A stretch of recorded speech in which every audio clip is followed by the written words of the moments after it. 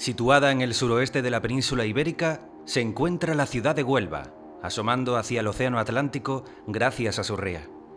Es sinónimo de mar, fuente de riqueza y culturas, pieza clave en la conquista del continente americano. En el siglo XIX, atraídos por la riqueza minera de la zona, los ingleses promovieron una primera industrialización a través de la Rio Tinto Company Limited. Su legado aún es visible en el Muelle del Tinto, el barrio Reina Victoria y la Casa Colón. En el centro encontramos la Gran Vía, con edificios emblemáticos como el Ayuntamiento y el antiguo edificio de Hacienda. Podemos pasearnos por sus soportales hasta llegar a la Plaza de las Monjas, donde se alza un monumento a Colón. Muy cerca encontramos el Gran Teatro, el edificio Moraclaros y un poco más distante, la Catedral de Nuestra Señora de la Merced. Y a orillas de la ciudad, las Marismas del Odiel, entorno declarado Parque Natural y Reserva de la Biosfera, donde se desarrollan valiosos ecosistemas. Huelva ha sufrido una transformación urbanística que ha dotado a los onubenses de unas infraestructuras y servicios de los que antes carecía.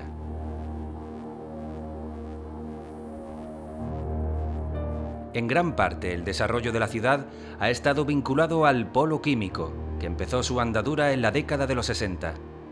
Yo creo que en aquel momento lo que se hizo fue aprovechar los recursos mineros por una parte, por otra parte también el dar salida con muchísima facilidad a esos productos a través de la ría de Huelva, que era un lugar privilegiado, aprovechando todo lo que era el transporte marítimo.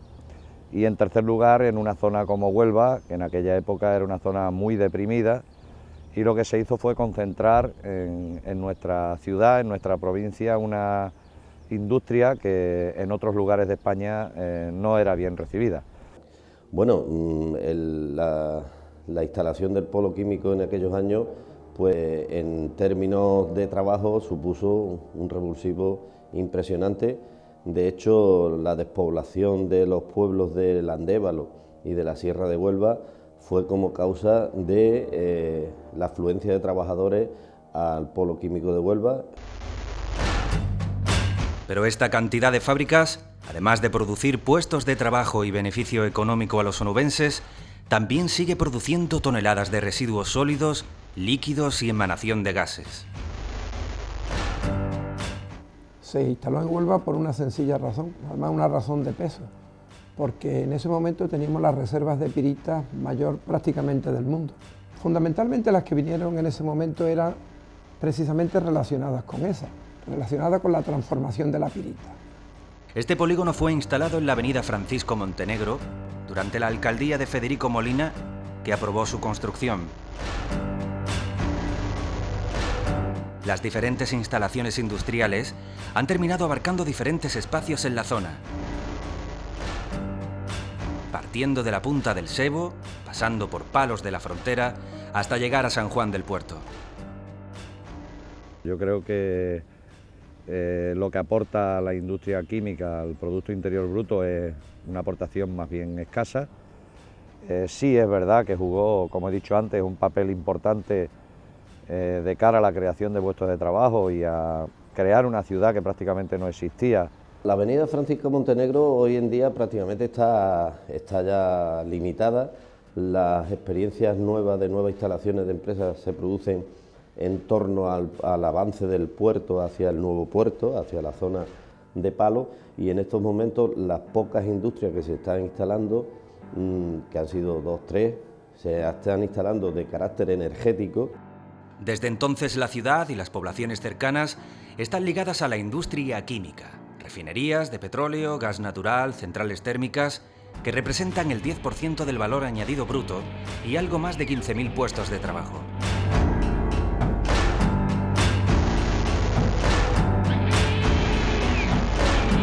En la actualidad ocupa 1.500 hectáreas, el 50% del terreno en la capital. Es uno de los complejos industriales más importantes del país, estando instaladas en la actualidad 13 empresas, agrupadas bajo el nombre de AIQB, Asociación de Industrias Químicas Básicas y Energéticas, con una plantilla de 6.000 trabajadores. Hombre, actualmente yo creo que es innegable el efecto. En primer lugar, por una sencilla razón. En primer lugar, porque esto ahora mismo da aproximadamente trabajo a unas 12.000 personas aproximadamente. Tiene un efecto riqueza enorme y sobre todo porque también afecta a la pequeña y mediana empresa. De hecho, ahora mismo tenemos censada como unas 150 empresas que prestan servicio a estas empresas fundamentales. Por tanto, digamos, el entramado social que crea un entramado industrial como este, pues es de enorme importancia. Unas 1.200 hectáreas son ocupadas de manera indirecta por el polo químico.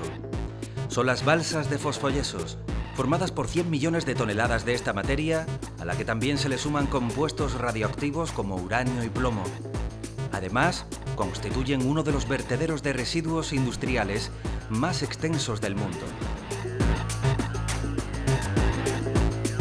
La gente, cuando escucha hablar de uranio, lo asocia enseguida al uranio enriquecido, que es el que se utiliza pues, para las armas nucleares y para centrales nucleares. Pero el uranio que se encuentra acumulado en la balsa de fosfoyeso de aquí de Huelva es uranio natural, que tiene una radioactividad muy baja. Por lo tanto, no estamos hablando de un residuo que con una radioactividad tan peligrosa como la gente se puede pensar a priori. Es un residuo tóxico industrial que está perjudicando seriamente la salud de los ciudadanos, puesto que es un residuo cargado de uranio y metales pesados. La balsa de fosfoyesos de Huelva es que está a menos de medio kilómetro de un núcleo urbano con casi 150.000 personas. Entonces eso sí que no ocurre en ningún otro lugar del mundo, ¿no? Entonces, ¿existe peligro? Bueno, para que exista peligro hace falta que lo que está presente, los residuos que pueden ser peligrosos en la balsa, tengan una forma de llegar a la población. La causa fundamental por la que los fosfoyesos se han vertido en la marisma ha sido por razones puramente económicas. De haber obligado a las empresas a que esos vertidos hubiesen tenido que ser depositados en lugares muy distantes de la ciudad de Huelva, hubiese supuesto el que la actividad industrial no hubiese sido rentable. Reparaciones o soluciones para volver a restaurar el sector de la balsa de fosfoyeso a su estado original, que por otra parte, lógicamente, lo tiene que sufragar la empresa Fertiberia, que es la que lo ha provocado desde el principio. ¿A dónde se lo van a llevar? ¿Quién va a querer eso? Y luego la otra pregunta es, ¿y cómo se lo van a llevar? Y luego estamos hablando de que una de las vías más importantes de exposición para la población es la resuspensión del aire. Y está a solamente medio kilómetro de la población, a la que en vez de llevar ahí excavadoras y camiones, ahí vas a levantar una polvareda con un polvo que está rico en metales pesados que pueden ser tóxicos para la población. Yo no lo veo claro, lo de podérselo llevar, veo más perjuicios, aparte que económicamente actualmente pues, sería inviable, ¿no? Pero sí que se ve, y lo mismo, y estas cosas que son de sentido común, lo mismo que las podemos saber nosotros, los políticos que lo prometen también lo saben. Entonces, aquí yo creo que también habría que hacer un ejercicio de responsabilidad, ¿no?, sobre estos políticos de esas promesas, cuando se ve claramente que están mintiendo, ¿no?, porque es imposible, ¿no?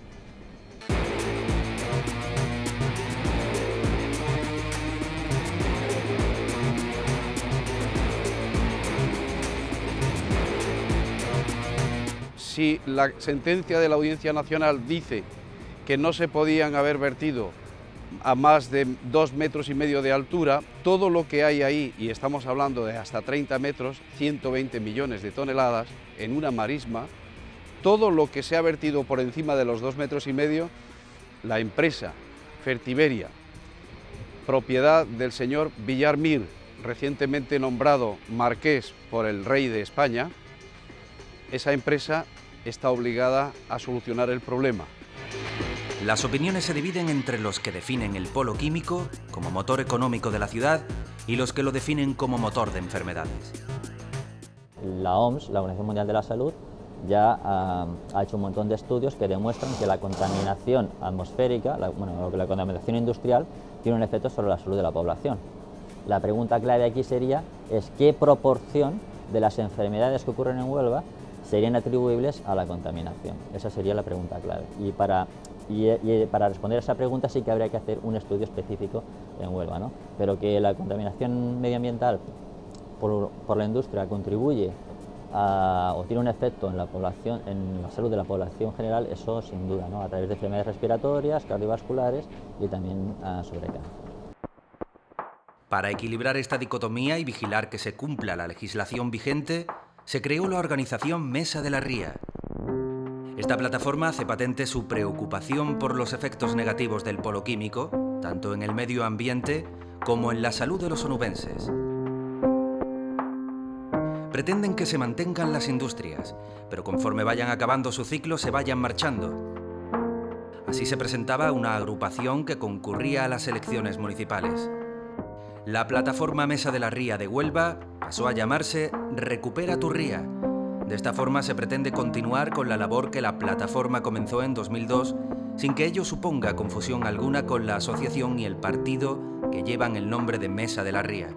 La población de Huelva vive completamente en contra de esta situación medioambiental, dado que ya es consciente, porque ha ido informándose a lo largo de los años, de la situación tan grave que han creado estas industrias aquí, residentes y fabricantes desde los años 60. Bueno, pues yo creo que lo vive con mucha preocupación por parte de la mayor número de ciudadanos de Huelva.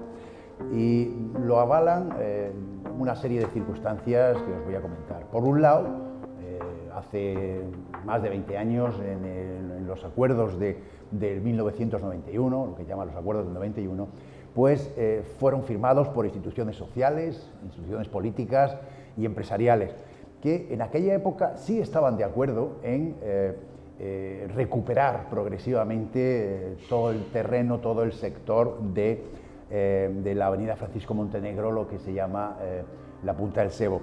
Y estaban dispuestos a promover la búsqueda de alternativas a las actividades industriales que se estaban desarrollando cuando fuera acabando el ciclo de vida útil de esas industrias. La provincia de Huelva se encuentra en el espacio conocido como Triángulo de la Muerte o Zona Cero. Este espacio lo componen las provincias de Cádiz, Sevilla y Huelva.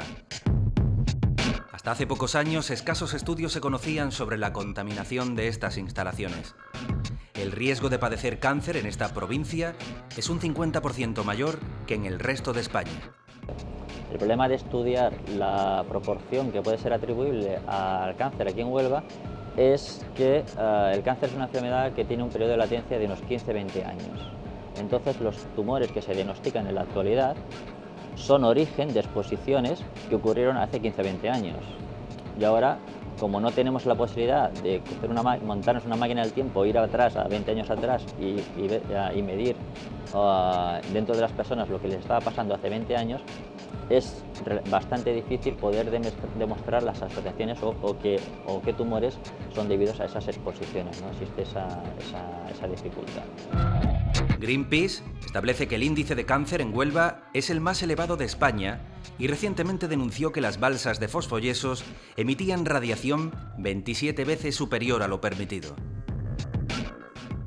Bueno, la proporción de las enfermedades un poco dependen también de la cantidad de contaminación y del tipo de contaminación.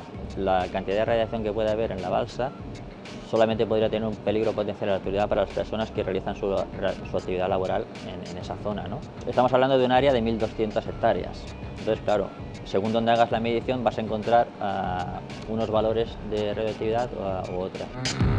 Todos los elementos contaminantes, incluido el uranio, han estado fluyendo libremente en el agua de la ría desde 1967 hasta 1994, siendo asimilados por los seres vivos. Un estudio del CSIC indica que en Huelva hay un exceso de mortalidad por cáncer del orden del 10% para los hombres y del 6% para las mujeres en comparación con la media andaluza. Además, en esta ciudad se producen un 40% más de casos de cáncer de estómago en mujeres.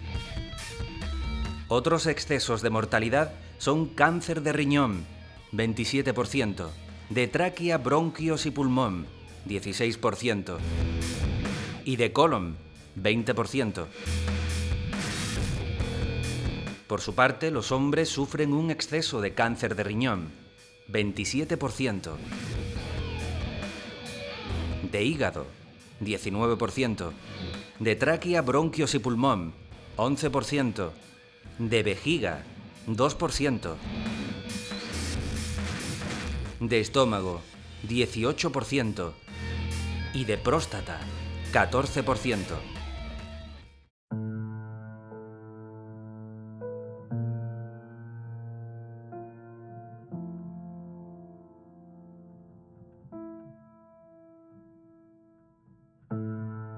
Hemos tratado de reflejar en el documental las diferentes posturas en este tema tan controvertido, conformar y contrastar información que venía de uno y otro lado, pero en el camino quedaron por responder el alcalde de Huelva, Pedro Rodríguez, y una representación de Ecologistas en Acción Huelva, alegando motivos de agenda.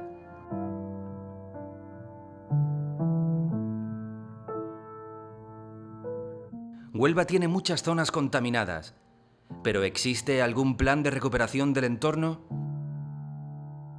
Sí, dentro del plan es un plan bastante ambicioso, es un plan que yo creo que se podría catalogar de plan verde para las falsas de fosfoyeso, porque aquello acabará siendo un paisaje verde y eso está contemplado.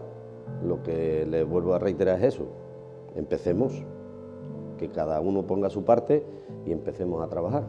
Si existen planes, no. Aunque la Junta de Andalucía diga que hay un plan, aunque el consejero de Medio Ambiente diga en este momento que hay un plan de recuperación de esas marismas, no es verdad. Si tapar los fosfoyesos con tierra y echar una capita verde es recuperar, pues entonces podríamos decir que sí. Es un problema estructural, socioeconómico y político, ¿no? En la que el poder, pues, o sea, el hecho de que vivamos en una sociedad donde el poder no está al servicio de la ciudadanía, sino que está al servicio de los que gobiernan y de las personas afines a ellos, entonces eso es lo que hace posible que tengamos ahí un desastre medioambiental. Tenemos un presente gris, pero podemos empezar desde cero y crear un futuro más verde.